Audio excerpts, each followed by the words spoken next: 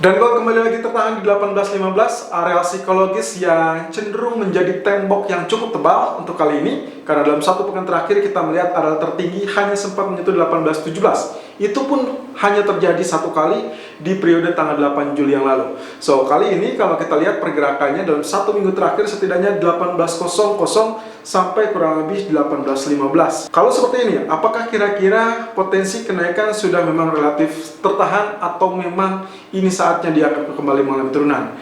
Oke, yang tercatat kali ini ada beberapa area yang cukup penting yang mungkin juga cukup krusial. Mungkin saja sebelum mencari area ketinggian yang terbaru, gold akan retest kembali di bawah 1800, lalu kemudian menantikan apa yang akan disampaikan oleh Fed di pekan depan.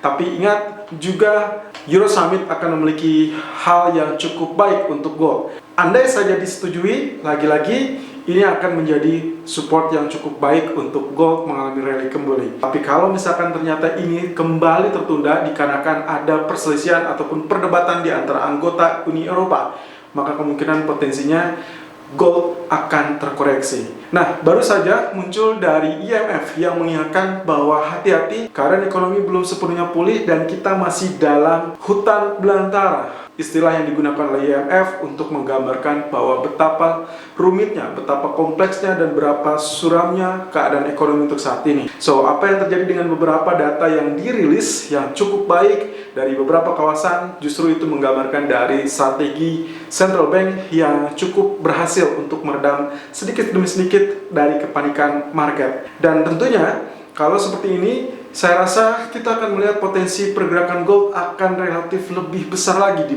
pekan-pekan mendatang karena IMF menggarisbawahi bahwa kebijakan bank sentral harus tetap akomodatif untuk situasi seperti saat ini. Uncertainty masih tetap akan menghantui market dan itulah potensi bank sentral tetap dalam monetary easing. So, kita akan lihat technical view kali ini di mana di daily chart saya mencurigai ada pola yang mungkin saja membuat gold enggan untuk rally terlebih dahulu sebelum dia terkoreksi. Tipe apakah pola tersebut? Kita lihat technical view untuk kali ini 16 Juli 2020. Irfan untuk Agrodana. Technical view gold 16 Juli 2020 per jam 11:44 waktu Indonesia bagian Barat, high 18.13.20 dan low 18.08.00. Sementara running price kini bertahan di 18.10.40. Oke, kembali dengan kenaikan yang selalu tertahan di area yang sama, relatif tertahan kurang lebih dalam satu pekan terakhir. Oke, seperti janji saya, gold outlook kali ini saya akan coba terangkan detail kenapa saya mencurigai ada koreksi yang mungkin akan terjadi, tapi juga mungkin saja ini juga relatif terbatas. Oke, kita lihat dari sini pergerakan dalam satu pekan terakhir 1, 2, 3, 4, 5, 6 ya. 6 candle terakhir Anda bisa lihat di sini pergerakan relatif dengan psikologis area 18.15, 18.17. Meskipun ada beberapa kali juga 18.13 cenderung menahan laju kenaikan. Tadi malam saja itu hanya berkisar 18.14.90. Oke, kita pukul rata kurang lebih dengan pergerakan rata-rata di area 18.15 ataupun 18.17. Sehingga kemungkinan potensi ini saya asumsikan sebagai area resisten yang cukup stabil menurut saya. Jadi kurang lebih saya akan gambarkan seperti demikian. Dan ini kurang lebih saya asumsikan adalah area resisten kuat yang harus berhasil ditembus, dan kalau ini berhasil ditembus berarti kita akan mendapatkan pola kenaikan lanjutan. Meskipun lagi-lagi area kenaikan tersebut relatif terbatas karena jaraknya dengan area 50% target dari bullish flag di grafik daily chart kita. Ingat, bullish flag ini berada di kisaran 18.28 ataupun 18.29 ya. Sehingga kemungkinan potensinya kalau ini tembus berarti kita memiliki jarak 18.17 sampai 18.28. But also kita memiliki area 50% dari areal yang kita kemarin bullish flag di grafik keempat. Oke, kembali di grafik daily chart. Sementara waktu seperti ini, area resistennya, lalu kemudian Anda bisa lihat di sini swing low-nya ya, beberapa kali terjadi, lalu kemudian dia swing high, tertahan lagi, swing low, saya asumsikan seperti demikian. Jadi kalau kita gambarkan dengan fluktuasi wave, kemungkinan potensinya naik, turun, naik, Dan ini kemungkinan kalau kita lihat ya, ada bullish candle lalu kemudian dihajar lagi dengan potensi candlestick yang kita sebut dengan ini adalah potensinya mirip dengan hanging man ya. Kalau ini yang terjadi, maka kemungkinan potensinya harusnya akan terjadi penurunan. Itulah sebabnya kenapa saya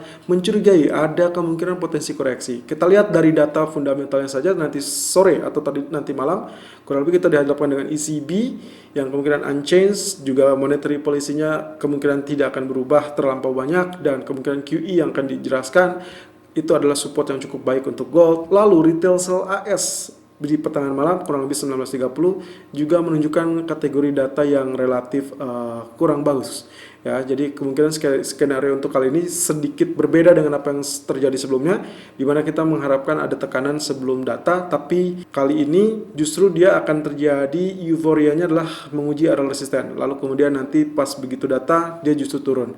Nah, itu yang saya asumsikan sebagai area koreksinya. Tapi it's okay, dengan potensi pergerakan seperti ini saya menggambarkan justru ini akan terjadi yang namanya seperti demikian. Ya, kalau Anda ingat potensi pergerakan ini justru kita bisa berharap dengan pola ascending triangle. Artinya kalaupun dia mengalami tekanan, let's say seperti demikian, maka potensi tekanan relatif tertahan kurang lebih di areal garis ini, itu berada di kisaran 18.03 ataupun 18.00. Kalaupun ada, ya kurang lebih seperti ini. Jadi kalaupun ini menjadi penurunan, saya rasa yang paling layak adalah 18.00 hingga 18.03. Nah, lalu kemudian nantinya mungkin esok hari dia akan kembali rebound lalu kemudian menembus areal resisten 18.15 dan akhirnya kita akan mendapati pola kenaikan sampai muncul di areal 18.20 ataupun 18.30 area. Atau yang kedua yang saya curigai adalah kurang lebih bentuknya akan seperti demikian. Artinya di sini kita akan mendapati rectangle, sideways rectangle. Tapi nantinya kalau kita sambungkan dengan potensi kenaikan yang terjadi ini, maka ini disebutnya dengan bullish flag kembali. Jadi kita akan mendapati another bullish flag yang cukup menarik ya. Jadi potensinya hati-hati, range sideways bisa saja Anda manfaatkan, tapi saya lebih fokus ke dalam areal buy. Jadi setiap penurunan berapapun itu adalah areal buy. Kecuali kalau Anda ingin bersrategi untuk intraday, kalaupun Anda melakukan sell hanya dengan sesaat ataupun jarak yang cukup pendek. Kembali di grafik H4, kemarin kita cukup berhasil dengan area penurunan koreksi, persis dengan apa yang kita inginkan, kita harapkan.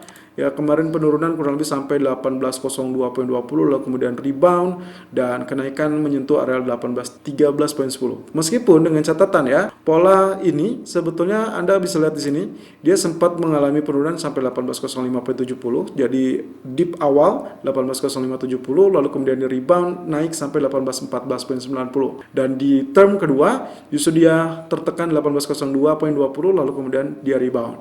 Nah, ini yang mengakibatkan menurut saya ini relatif sideways dan kita akan menantikan potensi retest kembali area 18.06, setidaknya itu akan menjadi area yang cukup potensial. Nah, 50% area tetap di 18.26, kita akan menuju target sana dan target utamanya adalah 18.46. Nah, kali ini area ideal akan berada fokusnya kurang lebih di area ungu ini sampai area garis ini. Ya, di mana ini adalah perpanjangan dari flag kita, lalu kemudian saya mendapati area 17.99 ataupun 18.00. Jadi, area idealnya untuk kali ini berada di kisaran 18.00 sampai kurang lebih area 18.06. Cukup panjang, tapi it's okay karena memang kita menginginkan hal atau areal yang cukup terbaik ya. Tapi bukan berarti di area ungu ini Anda tidak bisa lakukan buy ya. Oke, untuk kali ini silakan lakukan buy on dip di kisaran 18.00.30 ataupun 18.03.50 dan target pertama adalah 18.09.50 dan target kedua adalah 18.15.00. Stop loss 17.93.00. Selalu gunakan stop loss dan risk management sesuai dengan equity dan strategi trading Anda. Irfan untuk Akrodana.